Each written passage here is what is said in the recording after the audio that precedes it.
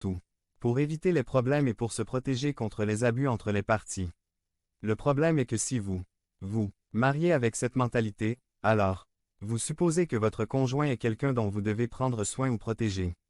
Comme l'employeur ne veut pas que l'employé abuse et vice-versa, le mari et la femme avec cette mentalité aussi, devenez membre de la chaîne et AIDEZNOUS à propager la parole de Dieu à travers le monde. Samedi, 16 mars 2024. Si vous croyez en la puissance de Dieu, commentez 11h11. Pour voir le mariage comme des adversaires plutôt que des alliés. Vous conditionnez votre contribution au respect responsable de l'autre partie. Chaque conjoint est censé remplir sa part du contrat, ce qui signifie qu'il s'agit d'un accord à 50% à 50%. Si vous ne faites pas votre part, je n'ai pas à faire la mienne. Les parties se perçoivent comme deux individus. Dans un contrat, le vendeur ne cesse jamais d'être le vendeur et l'acheteur ne cesse jamais non plus d'être le vendeur.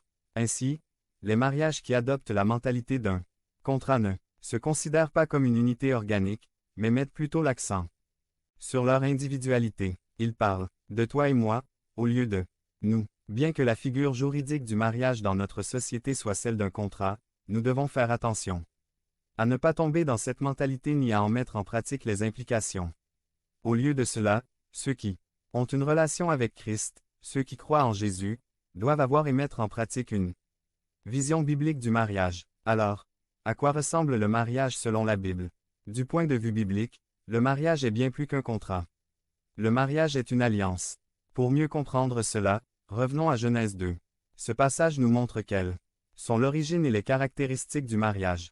Le mariage est une alliance entre un homme et une femme.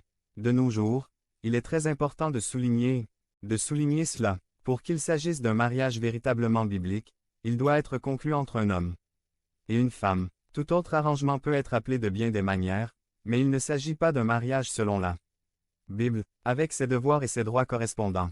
Regardons quelques caractéristiques de ce pacte entre un homme et une femme.